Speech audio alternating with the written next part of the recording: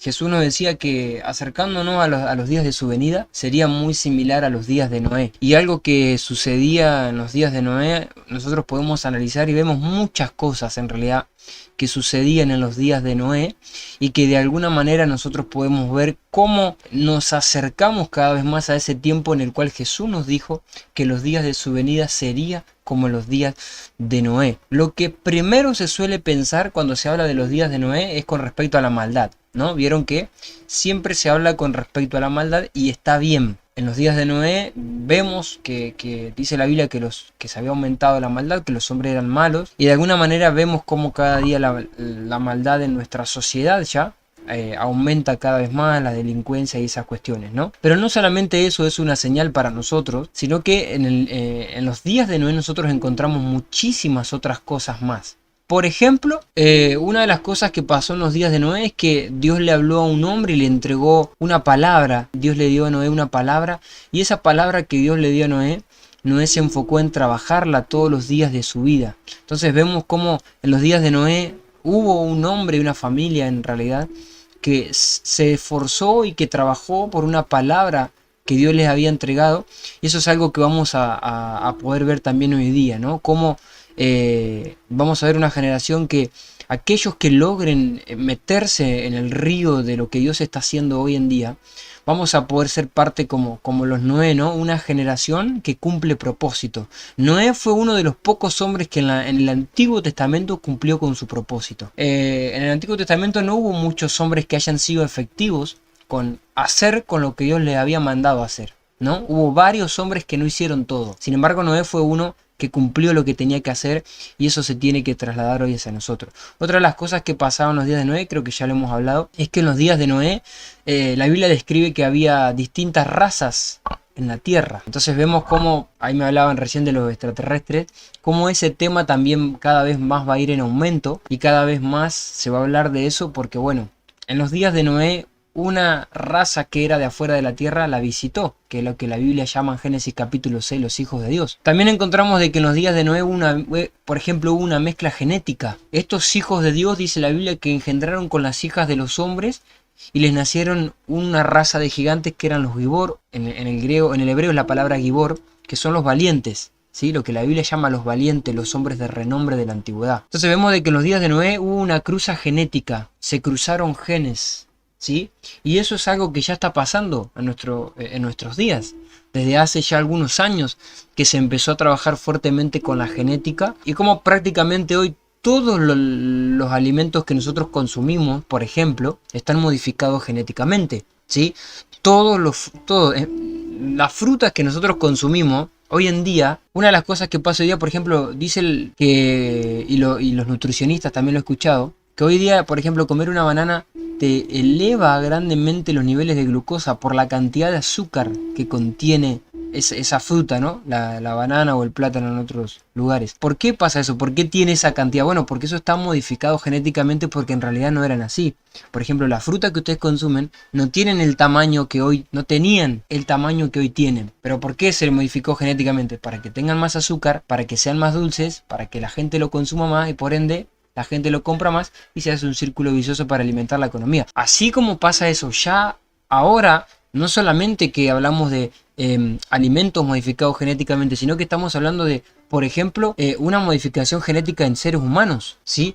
Por ejemplo, se hace modificación genética con los animales y cada vez más lo vamos a ver en aumento, y va a suceder en los humanos también. Vamos a ver humanos que van a ser lo que se conoce un superhumano, o lo que en los días de Noé eran los valientes, los Gibor, los hombres de renombre, que estaban modificados genéticamente. Así lo vamos a ver hoy día también.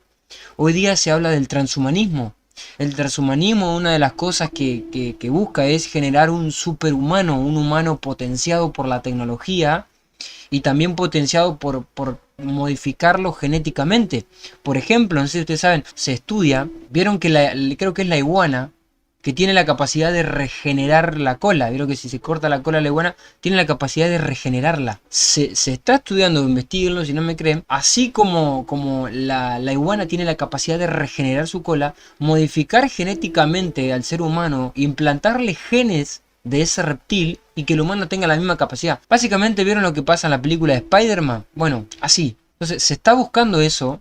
Y sin duda que, no sé si llegar a eso, pero sin duda que van a mezclar la genética. Y eso es lo último que justamente una de las últimas cosas que se va a tocar son los genes. Y por eso vemos esa revolución genética que le llaman hoy día. Eso es parte de los días de Noé. Eso pasaba en los días de Noé, una mezcla de genes, y está pasando hoy día. Se están mezclando los genes. En los días de Noé fue de manera sexual. En nuestros días es de manera científica. Pero en definitiva está sucediendo lo mismo. Entonces, a medida que nos acerquemos a la venida de Cristo, cada vez más eso seguirá aumentando. Otra de las cosas, por ejemplo, que a mí me dicen que no puede ser, pero en los días de Noé, por ejemplo, los humanos vivían más años de lo que se vive hoy. Por ejemplo, Noé tenía 600 años cuando ingresó al arca. Quiero aclarar, no estoy diciendo que vamos a vivir 600 años, pero ya se está buscando el hecho de frenar el envejecimiento, por ejemplo, a través justamente de la modificación genética celular, de generar células. Nosotros envejecemos porque nuestras células se desgastan. Eso produce envejecimiento. Entonces el envejecimiento es a nivel celular. ¿Qué es lo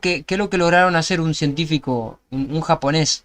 En el año 2012 recibió un premio Nobel porque logró células comunes transformarlas en células madre, ¿sí? Entonces, ¿cuál es la diferencia? Que las células madres tienen la capacidad de, básicamente, de formar parte de células de cualquier tipo de cosa. O sea, por ejemplo, me voy a entender. Si se te está desgastando las células de tu hígado, producen células madre y no sé cómo, no sé, no me pregunten cómo porque no tengo idea, pero es como que esas células las introducen en tu hígado y esas células al ser madre tienen la capacidad de adaptarse y traen quitan ese desgaste celular y por ende frenan el envejecimiento. Entonces ya hay investigaciones, ya se ha probado, hay pruebas ya. Tengo un video hablando de eso en YouTube por si lo quieren ver, de cómo se busca, ya hay inversiones multimillonarias para buscar eso. Y les voy a decir algo, lo van a lograr, porque en los días de Noé se vivía mucho más tiempo.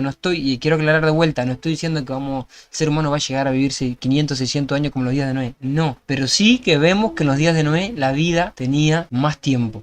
Y eso también tiene que ver, que me dicen que no, pero yo lo voy a seguir diciendo porque sin duda que aplica en Apocalipsis capítulo 9, verso 6, si yo no me equivoco, pero está en el capítulo 9, donde dice que la muerte huirá. Y saben que huir tiene que ver con que la muerte se va a alejar. La muerte se va a extender hacia adelante, se va a ir más lejos. Eso estamos hablando en la pretribulación ya, luego de que la iglesia se va. Luego de que la iglesia se va, la muerte va a extenderse. O sea que van a lograr que la muerte se vaya hacia más adelante. O sea, que la esperanza de vida se siga prolongando cada vez más. ¿Cómo? Bueno, justamente con la regeneración celular frenando el envejecimiento. Eso es parte del tiempo que nos encontramos. Y por eso nosotros hoy, entendiendo el libro de Apocalipsis, podemos comprender cómo todas esas señales, de alguna manera, si nosotros las vemos finalizadas en Apocalipsis y hoy día la estamos viendo cómo se están armando, son grandes señales de que el tiempo está cerca.